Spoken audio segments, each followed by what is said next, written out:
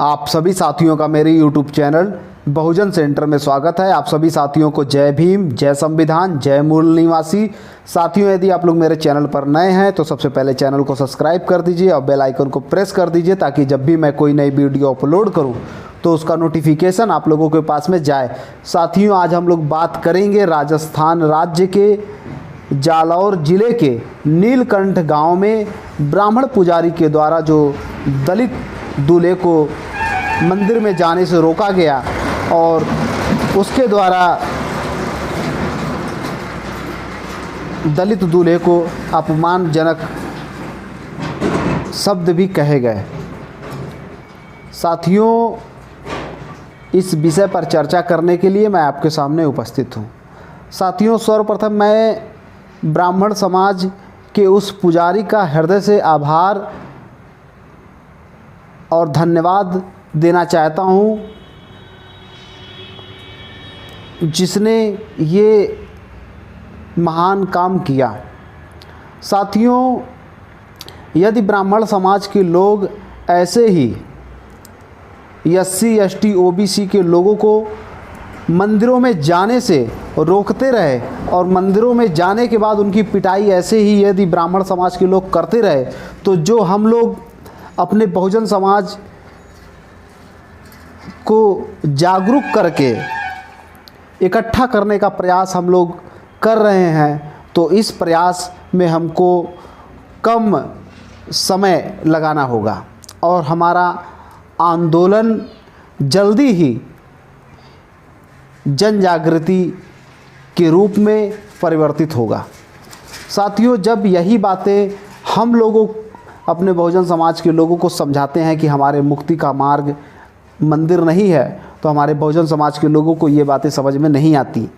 जब हमारे बहुजन समाज के लोगों को लात जूता घूसा पड़ता है, जब उनकी पिटाई होती है, तब उनको तुरंत समझ में आ जाता है। साथियों, दलित दूल्हे को जो मंदिर में जाने से रोका गया, जो उसको अपमानजनक शब्द कहे गए, उसके बाद उस परिवार ने थाने में जाकर FIR किया। अब साथियों, यदि भारतीय संविधान लागू है उसके तहत आप जो है FIR कर पाए। यदि भारतीय संविधान नहीं रहता तो आपको लात जूता घूसा खाने के बावजूद आपकी कहीं कोई सुनवाई नहीं होती। ये हमको और आपको समझने की ज़रूरत है। तो हमारे पुरखों ने जो आंदोलन चलाया वो हमारी शिक्षा के लिए था, हमारे स्वाभिमान के लिए था। ये हमको और आपको समझने की ज़रूरत है। और जब तक भारतीय संविधान लागू है, आप थाने में जाकर FIR करवा सकते हैं, कर सकते हैं।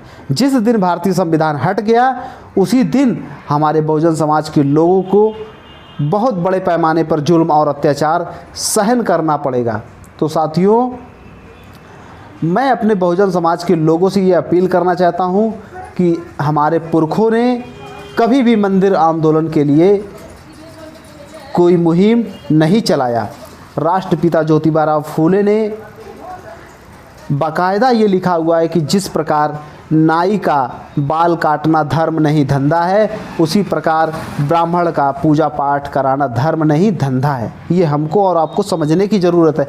यदि हमारी पीढ़ियों ने राष्ट्रपिता ज्योतिबा फूले के आंदोलन को पढ़ा होता, बाबा साहेब को पढ़ा होता, पेरियार EV रामास्वामी नायकर को पढ़ा होता, पेरियार ललई सिंह यादव को पढ़ा होता, राम सुरेश वर्मा को पढ़ा होता, चंद्रिका प्रसाद जिज्ञासु, बाबू जगदेव प्रसाद कुशवाहा, मान्यवर कांसीराम, इन सभी बहुजन महानायकों को यदि हमारे बहुजन समाज के लोगों ने पढ़ा होता तो क्या आज वो मंदिर में जाता? नहीं जाता। क्योंकि हमारे बहुजन समाज के लोग महापुरुषों को पढ़ने का काम नहीं करते हैं, उनको पूजने का काम करते हैं।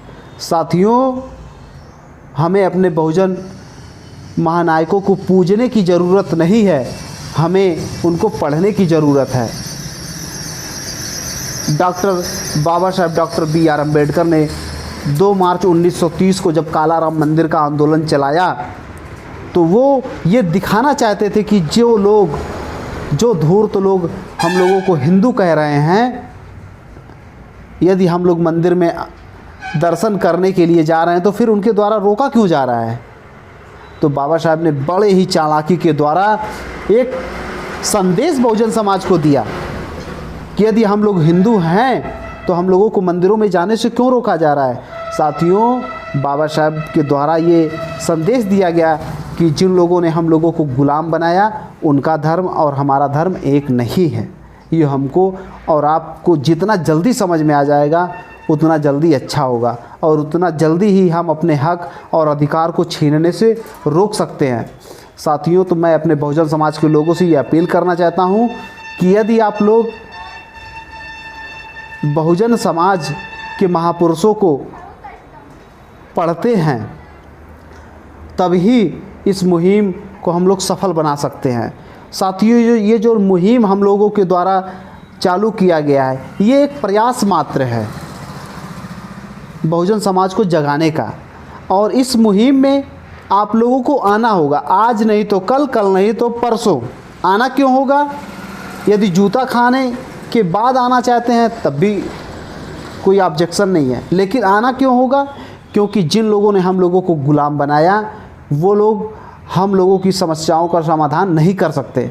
हमारी लड़ाई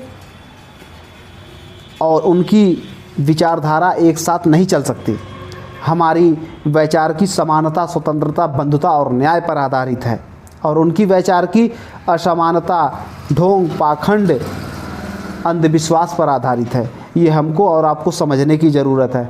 साथियों, मैं अपने बहुजन समाज के लोगों से ये अपील करना चाहता हूँ कि राजस्थान के राजौर ज़िले के नीलकंठ गांव में जो दलित परिवार के ऊपर जो घटना घटी, इस घटना से आप लोग सीख लीजिए और मंदिर में जाना छोड़िए। अपने बहुजन महानायकों को पढ़िए। राष्ट्रपिता ज्योतिबा फूले से लेकर मान्यवर कांशीराम साहब तक जितने भी हमारे महापुरुष हुए हैं, उन सभी महापुरुषों को हमको और आपको पढ़ने की ज़रूरत है और पढ़ करके उनकी विचारधारा समाज में स्थापित करने की ज़रूरत है। मैं ये जो मुहिम चला रहा हूँ, इस मुहिम में आप लोग मेरा साथ देंगे, ऐसी मैं आप लोगों से आशा करता हूँ। और इस मौके पर मैं इतना ही कहना चाहता हूँ। आप लोगों ने मेरी बात को ध्यान से सुना, इसके लिए आभार, धन्यवाद। जय भीम, जय संविधान, जय मूल निवासी।